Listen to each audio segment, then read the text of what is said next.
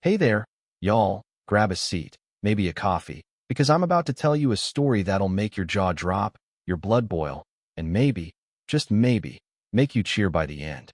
Picture this, a little girl, barely 11 years old, walking onto a plane, dressed sharp, carrying herself like she's been to 100 boardrooms and back, only to have some guy in a suit decide she doesn't belong all because of the color of her skin. This isn't just any story, it's about Maya Thompson, a kid who's about to turn an entire flight upside down, expose some ugly truths, and remind everyone that underestimating the wrong person can cost you everything. So, let's set the scene. It's a crisp Tuesday morning at Atlanta's Hartsfield-Jackson Airport, one of those busy days where the terminal's buzzing with folks rushing to catch flights. Maya's striding down the jet bridge toward Flight 217, headed to Seattle.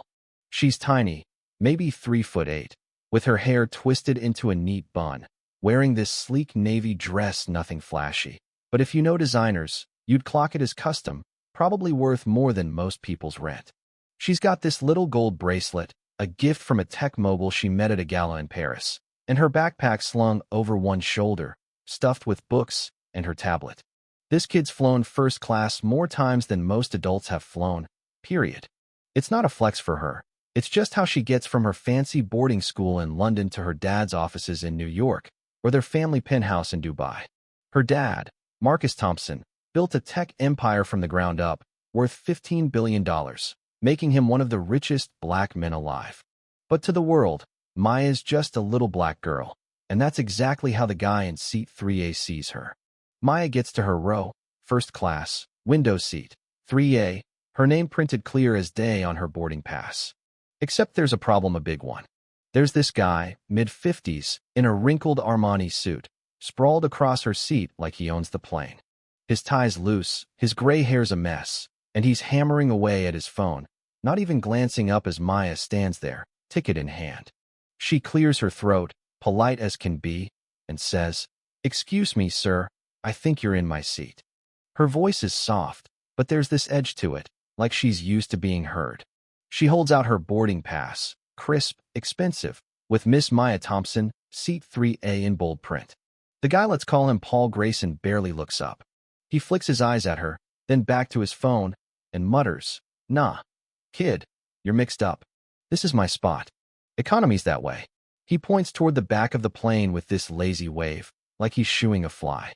The cabin goes quiet, like everyone just sucked in a breath at once. A woman across the aisle, maybe in her 30s, dressed in a sharp blazer, stops mid-sip of her coffee, her eyes narrowing. A guy in a hoodie behind them pulls out his phone, already sensing this is about to be something. Maya feels that familiar sting, you know the one, when someone looks at you and decides who you are before you even open your mouth. But she's been here before, dealt with this kind of nonsense at fancy events, at her dad's offices, even at school. She doesn't flinch.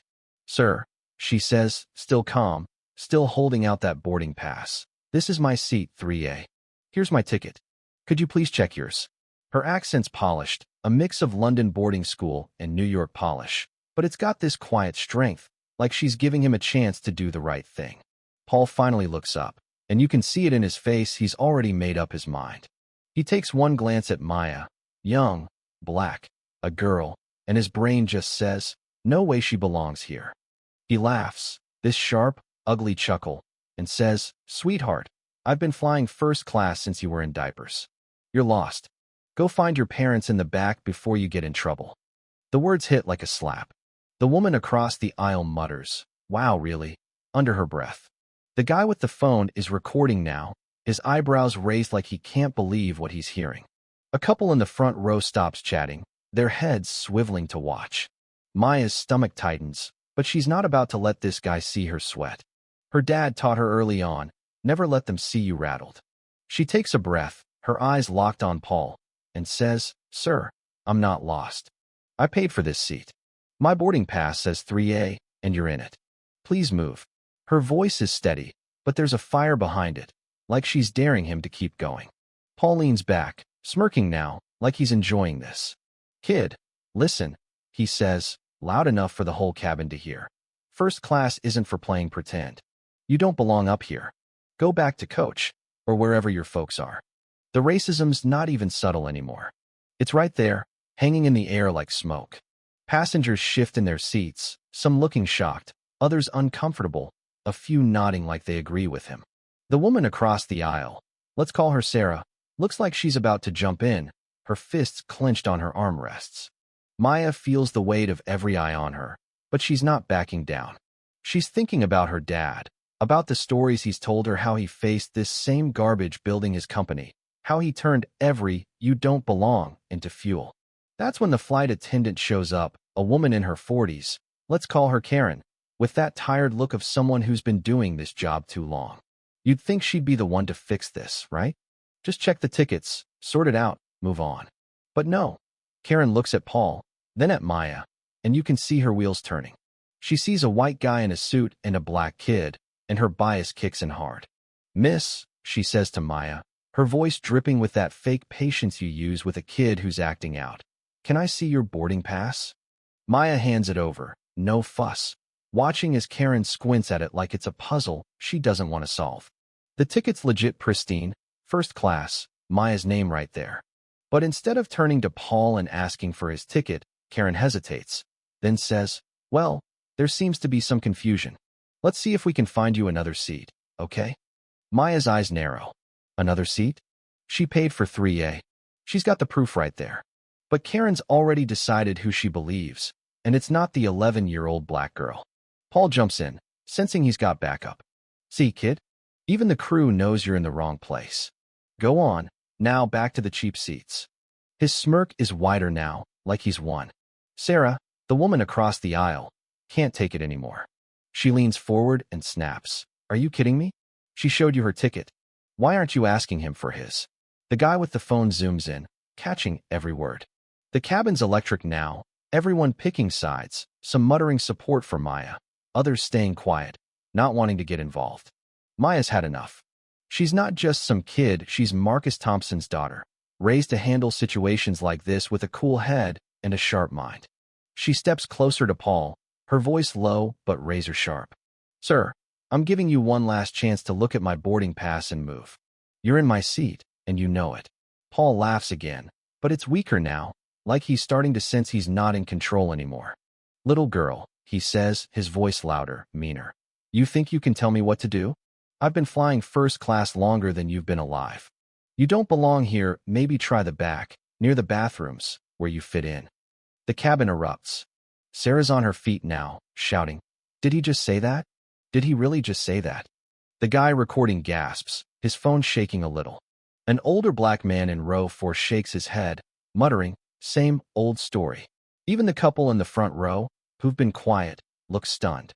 Maya feels that fire in her chest, the kind that could burn the whole plane down, but she channels it, just like her dad taught her.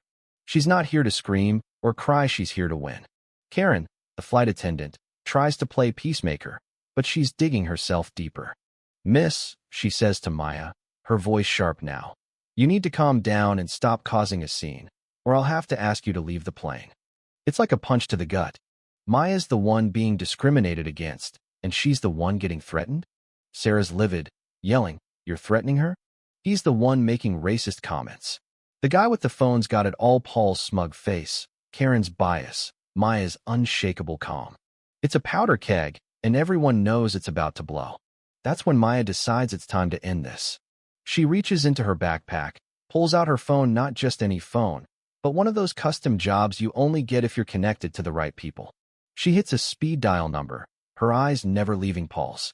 The cabin's so quiet you can hear the hum of the plane's engines. "Hey, Daddy," she says when the call connects, her voice clear, steady. "Sorry to bug you during your meeting, but I've got a situation here on flight 217. Paul laughs, this big, mocking bark. "Oh, calling Daddy to save you? Good luck, kid."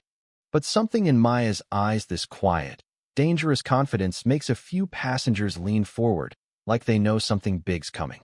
"Daddy," Maya continues, "there's a guy in my seat, 3A, refusing to move. He's been saying some pretty ugly stuff, called me names, said I don't belong in first class because I'm black. And the flight attendant's backing him up, threatening to kick me off." She pauses, listening, then looks at Paul with a smile that's all ice. He says his name's Paul Grayson. Wants to know if you know him. Paul's still smirking, but it's starting to crack. Tell your daddy I'm Paul Grayson, he says, loud enough for the phone to pick up. And I've been flying first class since before you were born. Maybe he can teach you some manners. The voice on the other end comes through, loud and clear, and it's like the air gets sucked out of the cabin. Paul Grayson. The voice says, cold as steel, you just made the biggest mistake of your life. Passengers gasp. Sarah's eyes go wide. The guy recording zooms in on Paul's face, which is starting to pale. This is Marcus Thompson, CEO of Thompson Global Solutions. You might know my companies Thompson Airlines, Thompson Tech, Thompson Hotels, about 50 others across the world. You just insulted my daughter, discriminated against her based on her race, and created a hostile environment on one of my planes. The cabin's frozen. Paul's face is a mask of horror, like he's just realized he stepped on a landmine. Marcus Thompson isn't just some rich guy, he's a legend. One of the most powerful black entrepreneurs in the world, a man whose face has been on Forbes, who's dined with presidents, who could probably buy this airline if he felt like it. And Maya? She's his daughter, the heir to his empire, a kid who's been on magazine covers, who speaks 3 languages, who's met world leaders. Paul didn't just pick a fight with a kid, he picked a fight with a Titan's daughter. Mr. Thompson, Paul stammers, his voice shaking now. I didn't mean to. Marcus cuts him off, his voice like a blade. Didn't know what, Paul? That my daughter belongs in first class? That she paid for her seat? Or did you just assume a black girl couldn't possibly be here legitimately? You didn't care who she was, you saw her skin and decided she was less than you. Paul's sweating now, his hands fumbling with his phone, like he's looking for a way out. Karen, the flight attendant, looks like she's about to pass out, realizing she's in deep trouble too. Marcus isn't done. He switches to speaker, his voice filling the cabin like a thunderstorm. Captain Daniels, he says, and everyone's eyes widen. He's talking to the pilot now. This is Marcus Thompson. I need you to stop this plane and return to the gate. We've got a passenger making racist comments and a flight attendant who's failed to protect my daughter. I want them both off this aircraft now. The captain's voice crackles over the intercom, sounding stunned. Mr. Thompson, we're in the takeoff queue, but is this an emergency? Yes, Captain, Marcus says. It's an emergency when my daughter's being harassed, and your crew's letting it happen. The plane slows, the engine's whining down as it turns back toward the gate. Passengers are whispering, some cheering quietly, others still recording. Paul's face is ashen, his hands shaking so bad, he drops his phone. Karen tries to step in, her voice trembling. Mr. Thompson, I'm so sorry. We can resolve this quietly. Marcus cuts her off. Quietly. You want to sweep racism under the rug? You threatened to kick my daughter off this plane for demanding her seat, while this man spewed hate. There's nothing quiet about that. By now, the videos are already hitting X. Passengers posting clips of Paul's racist tirade, Karen's bias, Maya's unshakable calm. The hashtags are flying. Justice for Maya, racism on flight 217. The plane pulls up to the gate, and through the windows, you can see security vehicles rolling up, lights flashing. It's not just airport cops, there are suits, probably airline execs, and what looks like federal agents. This isn't just a seating dispute anymore. It's a full-blown incident. The jet bridge clanks against the plane, and in come the officials, a big guy, Officer Jackson, leading the pack, followed by a woman in a sharp suit, probably an airline VP, and 2 guys in dark jackets who scream FBI. Officer Jackson's got that no-nonsense vibe, like he's dealt with 1,000 jerks like Paul. Mr. Grayson, he says, his voice firm but calm. Grab your stuff and come with us. Paul's practically shaking, trying one last desperate plea. Officer, this is a misunderstanding. I was just trying to keep things orderly. She didn't look like she belonged. The FBI agent cuts him off, holding up his phone. We've got video, Mr. Grayson. Multiple angles, your voice clear as day, saying things that violate federal civil rights laws. You're not talking your way out of this.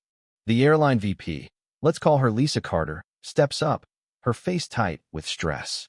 Mr. Grayson, I'm Lisa Carter, VP of Customer Experience. Your behavior violates every policy we have. On behalf of the airline, I apologize to Miss Thompson and every passenger who witnessed this. She turns to the cabin, knowing every word's being recorded. This is not who we are. We're taking immediate action to ensure this never happens again. But Paul's not done digging his hole. I'm a platinum member, he shouts, his voice cracking. I've been loyal for 20 years. I deserve better than this. The cabin groans his entitlements so thick you could choke on it. Then it's Karen's turn. A stern guy in a suit, probably HR, steps up. MS. Davis, he says, I'm Michael Lee, Director of Human Resources. Your failure to enforce policy and protect a passenger from discrimination is a direct violation of your role. You're terminated, effective immediately. Karen's face crumples, but she doesn't argue. She knows the videos are everywhere, her bias caught for the world to see. She grabs her bag, head down, as security escorts her out. Marcus's voice comes back over Maya's phone, calm but commanding. Ladies and gentlemen, you've just seen what happens when someone picks the wrong person to mess with. My daughter, Maya Thompson, belongs in first class not because of who I am, but because she earned her place, same as anyone. Paul Grayson assumed she didn't, based on nothing but her skin and her age. He didn't know she's my daughter, that she's got more power in her little finger than he'll ever have. And that's the thing about prejudice, it blinds you, makes you think you're untouchable until you're not. The cabin bursts into applause as Paul and Karen are led off the plane, Paul in handcuffs, Karen with her head bowed. Maya slides into her seat, 3A, settling into the leather like she was always meant to be there. She looks out the window, her face calm, maybe a little tired, but there's a spark in her eyes, pride, maybe, or just the quiet satisfaction of knowing she stood her ground and won.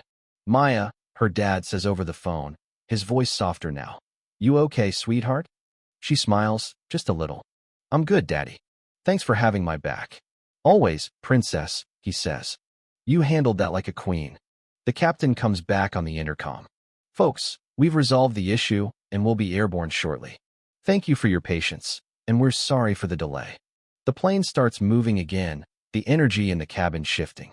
Passengers are still buzzing, some whispering about Maya, others posting more clips online. By the time the plane lands in Seattle, the story's gone global, news outlets picking it up, X blowing up with reactions, people calling Maya a hero, a symbol of standing up to injustice. But here's the thing, y'all, this isn't just about Maya, or her dad, or one racist guy on a plane.